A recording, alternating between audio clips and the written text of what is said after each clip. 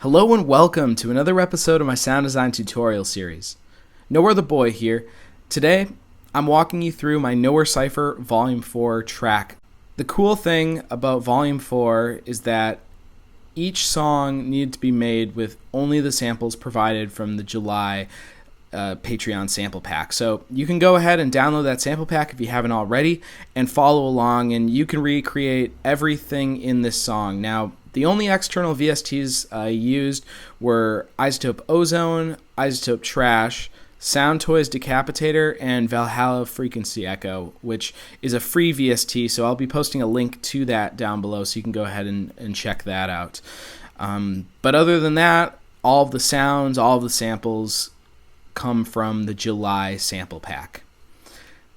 Now, being that Volume 4 of the Cypher isn't out yet, I'll play the song in full right now so you can get a good idea of it before we jump into the walkthrough. So, here you go.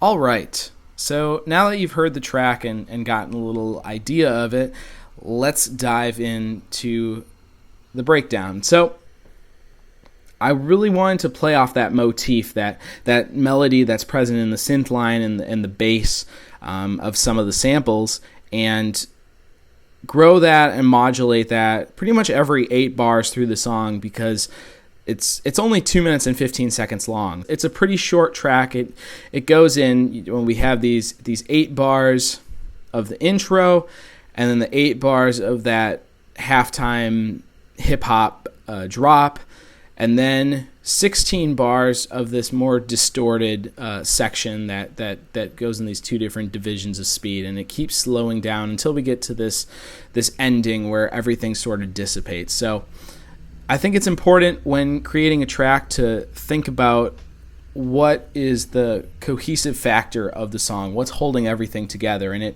it doesn't have to be the melody. It could be something else. It could be a rhythmic pattern. It could be the subject matter. But in this case, I wanted that melody to go through all the different parts and to have several different versions, when everything's said and done. So first off, it starts in the synth. So you can see I have everything arranged in synths, drums, effects, and bass. So we'll start with the synths here.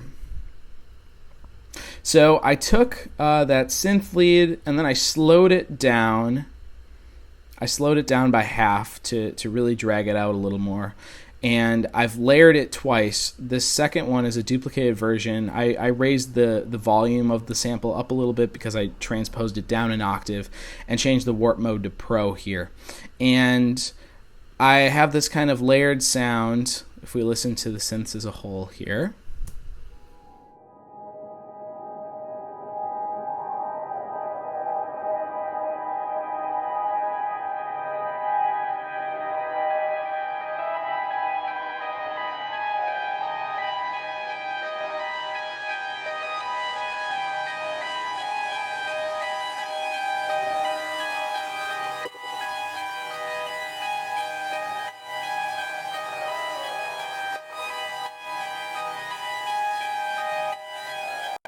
And this top layer is really the main voice here, and you can tell I've duplicated, I've doubled the segment BPM here, so I've slowed it down a little bit, and I put it in complex mode, and I've looped it up here, and you can see I've done some reverb automation as well as some auto filter automation. And so in this case, for the first 8 bars, we're doing a filter sweep, so the sound is kind of growing from this point of nothingness, and then we complement that with the reverb going from 100% dry wet all the way down to 0, and same with the decay time here, so the decay time and the dry wet. And in terms of EQ, I'm dipping a little bit of the high frequencies out to start here, right around, I guess, 5,000 hertz. And then I isotope trash.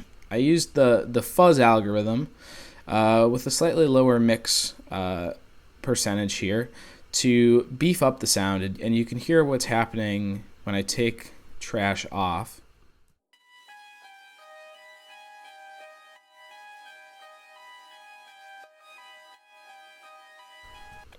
Now with the trash, it really adds some heft to the sound, and then I go and EQ it after the fact, dipping more out in that 1,000 hertz range, and then doing a high pass, so we're cutting out the bass there.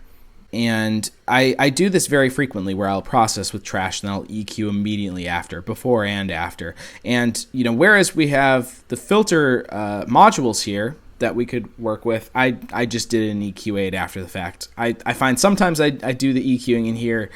Sometimes I do in Ableton. It's kind of no rhyme or reason. You just go with the flow. So I do this EQ, and then I have some erosion that comes in right at the end, right over here.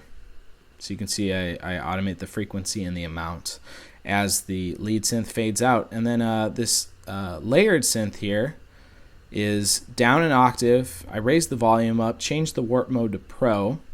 And you can see I've used Max for Live's LFO tools to LFO the echo. So I have this first LFO here, LFOing the left division, and since the left division and the right division are linked together, it's LFOing both of those, and it's a sine wave with a really slow rate coming from this LFO. So this LFO is LFOing the rate on the LFO that's controlling the echo's division time. So you're getting this shift and change, and so if we listen to it, especially right here, you'll hear what's going on.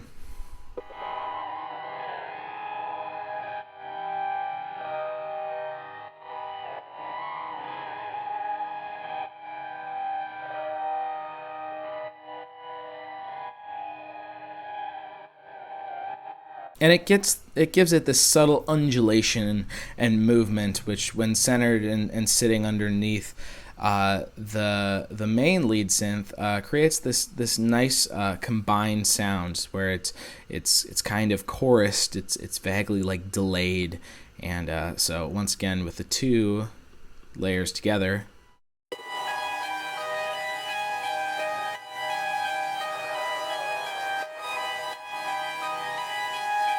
So this is just a good example of how layering a sample and processing a few different ways, you can get this nice dense layer of sound. So that's what's going on in the synths. The next area that I'll show you are the drums. And once again, all these samples come from the July Patreon sample pack. So take that, download it, mess around with it. So Uh, I'll play you the drum group. It's very simple.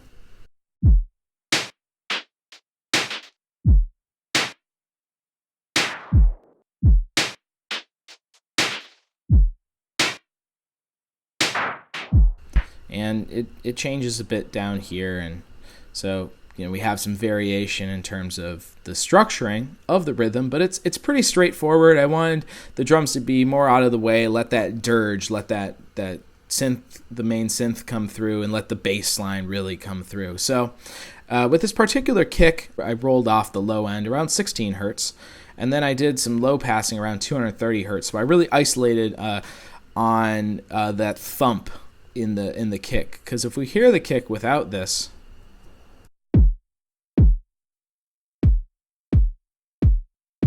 it's much brighter, and so I wanted to isolate and get that. And then I went ahead and added a drum bus. Yeah, the drum bus is a great tool in Live 10. I guess that's the other thing I haven't really announced is I'm on Live 10 now, so all this tutorial and the subsequent tutorials are all going to be in Live 10. So I've been having a blast this last month, exploring, getting to know Live, checking out all of the new effects and new features. I'm doing some grouping within groups here. Super awesome. So that's what I'm doing in the kick. So then the snare, you can hear I have the snare group. So we got a couple of the snares going because I provided 3 different snares in the sample pack. And the way I've layered them, you can hear right now.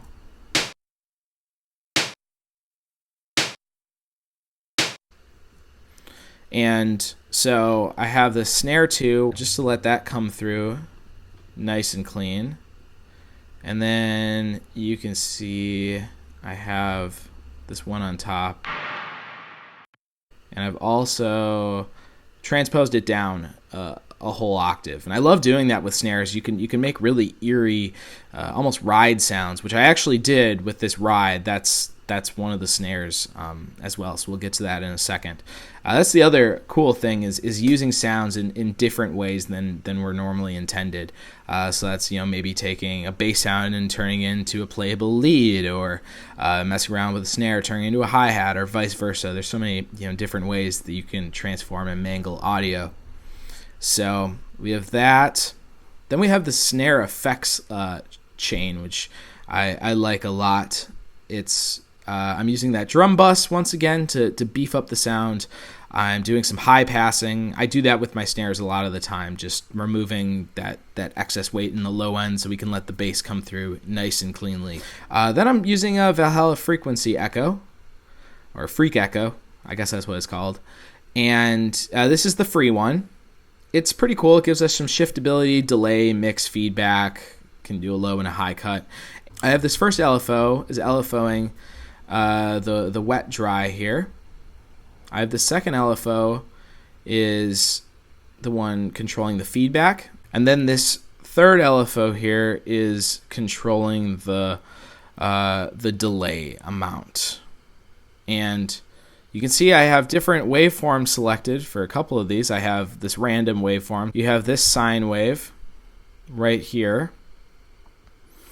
And you have this sine wave over here. And you can tell I have different rate amounts, different offsets. So I'm controlling what particular range we're controlling here. And the end result is you get these kind of random tails in the snare. So if I play this here.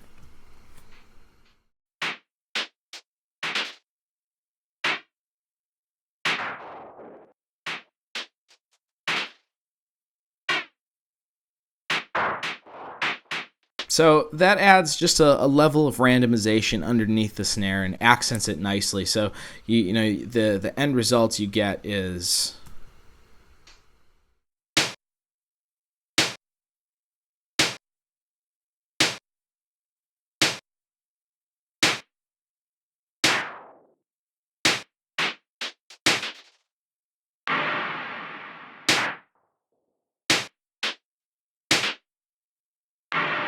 which adds just another layer of subtlety to the sound. And I love doing this with drums, especially on snares, to get these interesting tails. And you can do this with delays, you could do this with reverb, and then just freeze and flatten and pick the best little one shots of the snare and layer them that way. You can see the LFOs aren't changing them too drastically. It's not like a 0 to 100% change. So that subtlety is kind of working in my favor, that every one of these random sounds fits pretty well. So those are the drums there. Oh, there's also the ride. And the ride is the snare that I've high-passed all at like over 800 hertz here. And then I put some Valhalla vintage verb, which I really recommend. It's just a very versatile reverb plugin. And I have a pretty high mix percentage, a lower decay, and I'm just adding some space here. And this result is for that last section with the dirge to really just drive home that rhythm. So you have this.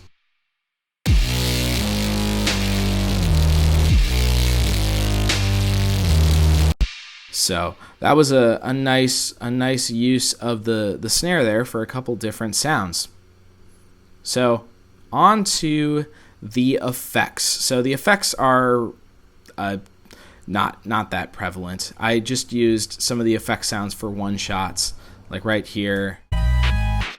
And I did some OTT and saturation just to brighten and soften the sound, and then to saturate it, to distort it a little bit. And then the other one shot I use is one of these effects sounds.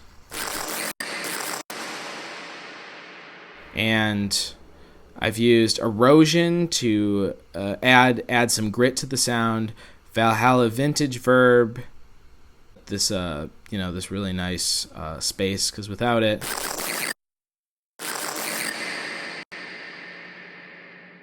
I wanted to carry it over the next downbeat, so that's why I chose that particular reverb. But then I used some OTT to really fill out that and make it more of a cavernous reverb, because without it we just have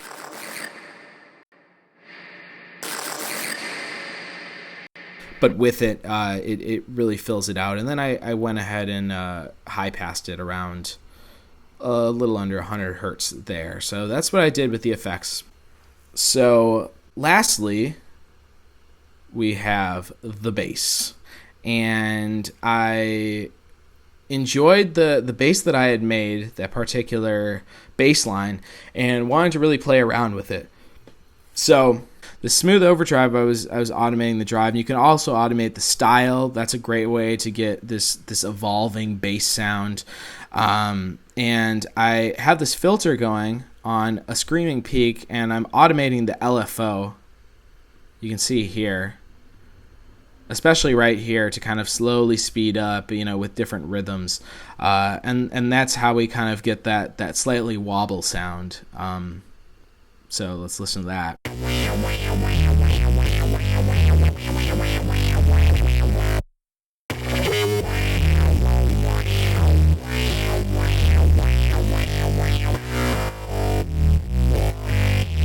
That's just a good way of shaping the sound. It sounded great without the LFO. The LFO is just kind of that cherry on top, just adding a little bit of nuance, something for your ear to latch onto.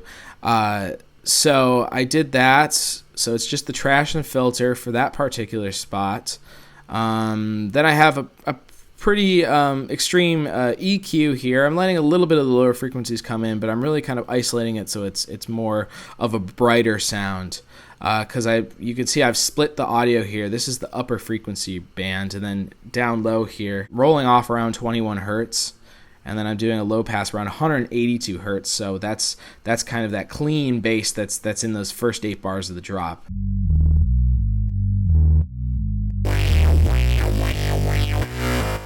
And that way, since I have this high pass a little higher, we're getting some separation between those frequency bands a bit, more so than if I, let more of the bass come through there. And depending on how extreme you want this, you could always raise this high pass even higher, and you'll hear the bass come through even stronger. You can see I got other effects that I'm turning on at different times. We got, so for this heavy part of the bass, I'm using Decapitator and Trash. And Decapitator I'm just using to subtly add just a little more bite to the sound. So you can see I'm upping the drive past 7 o'clock. I got the output in the middle. Mix time, mostly wet. And I'm just kind of boosting the overall sound, because without the Decapitator, it sounds like this versus this. And obviously this is Decapitator and Trash, but it just brightens it. It makes it more like a guitar, really. And then I have this second isotope Trash coming on. That's smooth overdrive with a little bit higher of a mix percentage here. We got a high drive. And then I'm using some convolve. I'm using one of the amps impulse responses. And you can see my mix is right up almost at 70% there. And I'm using the dynamic mic emulator. And if we go to the graph, I'm doing the convolve before the Trash. So if we were to hear this with the convolve in the normal spot, this is how it would sound. Which, that sounds really tight too. It was kind of a toss-up, but I liked the sound with the convolve before the Trash. Just a little bit more. But, if I were to expand the song, maybe I'd do a different version of the bass with the convolve afterwards. It's great for getting an A and B version. Now, I have this corpus that comes in on this little section here. I did these little chops where it goes before it comes in with a doubling bass line up an octave. You can see here, I go down an octave. I change the warp to Pro to get this. That's just real heavy, grungy dirge. And then I immediately go up 4 octaves from minus 12 semitones to 36 semitones, and I change the grain to tones, so you get this. And I use the corpus here to get that kind of ring, because without it, it just sounds like, which once again also sounds cool. But I wanted this corpus here, so it's set to the membrane. You can see where my tuning's at. So now you get... And then this hit here, I set to beats mode on preserve on 8th notes. So that's how you get this kind of stutter sound. And then this last one, we have beats on quarter mode. So the result of this little freakout section is...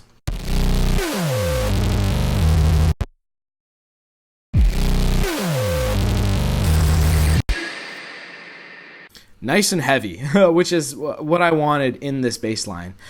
So looking at the structure of the bass line a little bit more, you can see how I've chopped it up and how I've also doubled the BPM, because this is what it originally was. If we go right here and we go, it was... So I just wanted to slow it down, and then when we get to measure 25, I wanted to slow it down even further. So you can see we went from 170, so we went 85, doubled it to 170, and then doubled it again to 340 to get.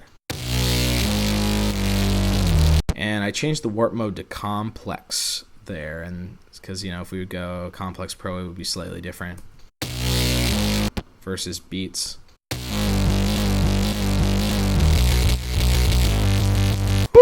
That sounds cool as well.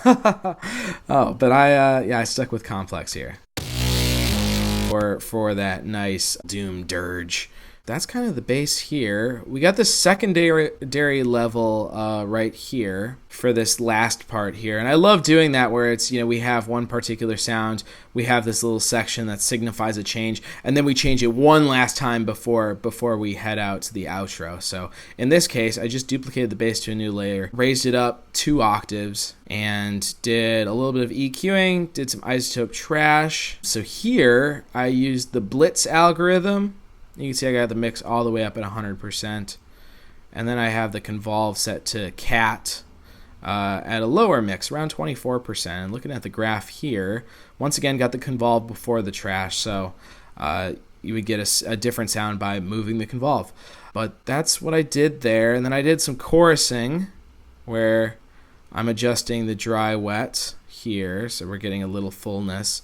So it just reinforces it, and I love doing that with taking basses and going up a couple octaves and then high passing it a bit, because you know the end result is.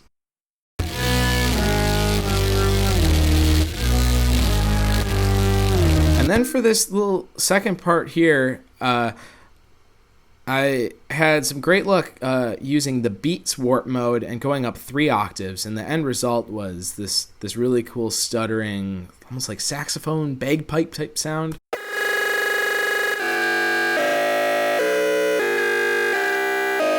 This is just an example of experimenting with those different warp modes when mangling audio. You never know what's going to sound the best. And this Beats warp almost plays like a harmony over the bass, so you get...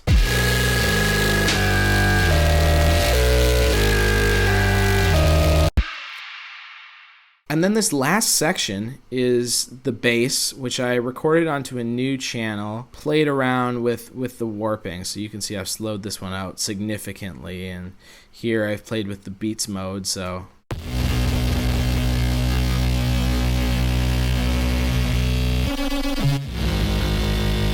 And the original recording of this was slowing out this bass a ton. I think it's right here. Pretty sure. Oh, there we go.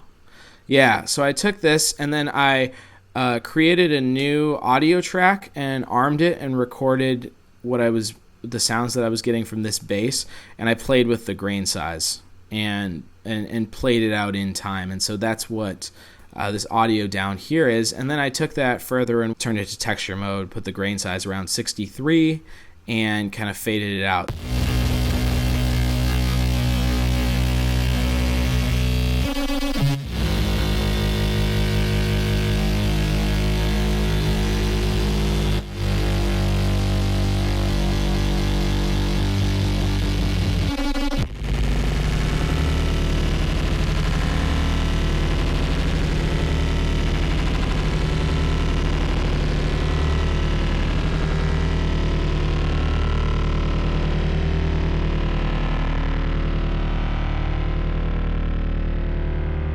Then I got some OTT going to soften out the sound and kind of boost that noise floor. Did a little bit of saturation here. Some erosion to add some grit to the sound. And at the end, we have an auto filter, which, you know, like at the beginning, we had that auto filters bringing in the lead synth. Now the auto filter is kind of taking away this warped bass. So that's my Volume 4 track in a nutshell. It was sticking to a motif, so that particular synth line, bass line, I wanted to bring that out all throughout the song and do a couple different versions, forcing you to pay attention to that bass line, and then finishing with that kind of haunting section where we kind of ride out and you hear the melody one last time. It just never goes away. So that was what I wanted to accomplish with that track. Once again, all the samples here came from the July Patreon sample pack, so go and download that. I hope you enjoyed this month's tutorial. It was cool showing you some of the tips and tricks that I talk about and showing you how I use them in practice. And if you have any suggestions for tutorial topics that I should cover in the future, please leave a comment or message me, because I love getting suggestions from you. And my name's Nowhere the Boy. Thank you for watching this tutorial. I wish you a most excellent day, a really happy, positive, and productive day. Hopefully you're able to create some music. Keep on making those beats.